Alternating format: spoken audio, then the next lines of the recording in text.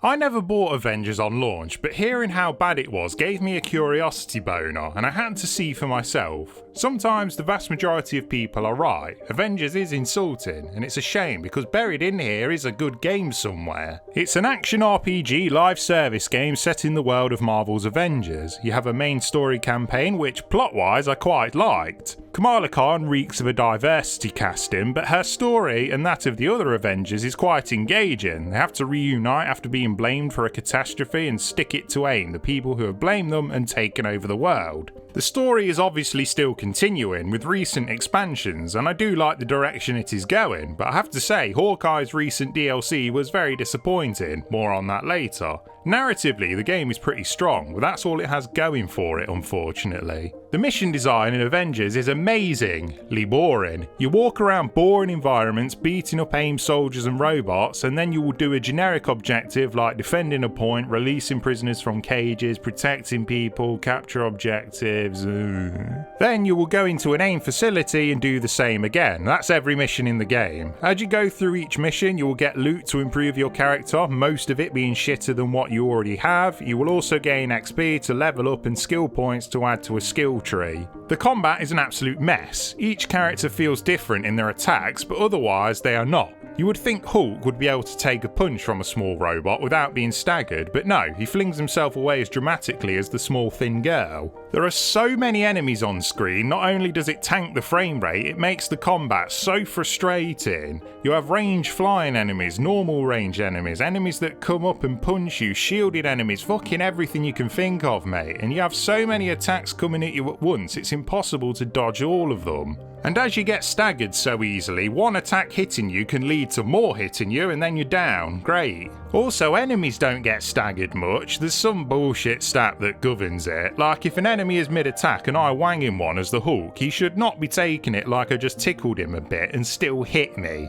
And the twatting turrets, do the devs have a fetish for them or something? Every single battle has about 100 of the bastards pelting you. Fair enough, there is an indicator that tells you when a ranged attack is coming, but half the time the game doesn't bother informing you. Speaking of indicators, each character has a parry, and when you see the blue or yellow icon you are meant to use it, but this is totally wrong. If you press it when you see the icon you will get hit. You have to sort of wait until they're midway through the animation. But with the combat being such an orgy of attacks coming your way with particle effects and characters making the same unfunny shitty quips over and over again, it's hard to see them in the first place. It's annoying because when the combat works and you fight in smaller groups, it can be good. They could so easily kill two problems with one stone. Having less enemies on screen would help the frame rate and make the combat less shit. The boss fights are also toilet, no mechanical depth to them, just big damage sponges who hit like a truck. Hope you like fighting Taskmaster because you will ad nauseum. You can experience all of this joy in co-op if you want, but if you want to play with randoms then good luck. I don't know if it's because the matchmaking is shit or the game is dead, but I could rarely get people to join my missions, and I don't blame them to be fair.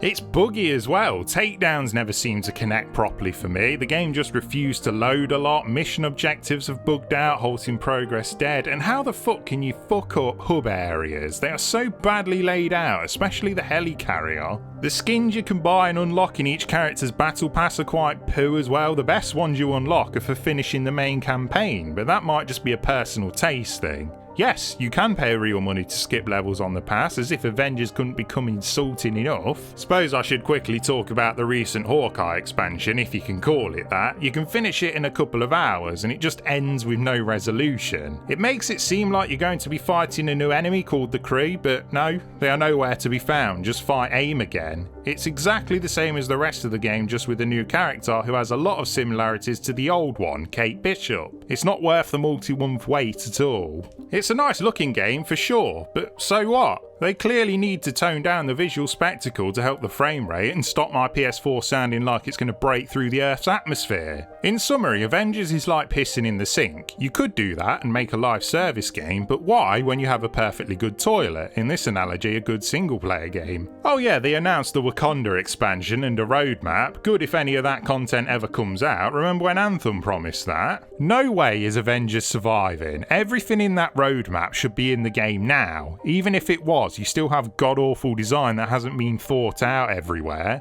There's loads of better games out there that respect you. Play one of them, like Mindjack for example.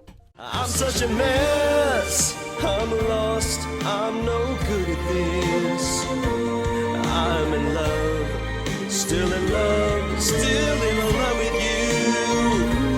Hard as I try, I can't even drink this pain away.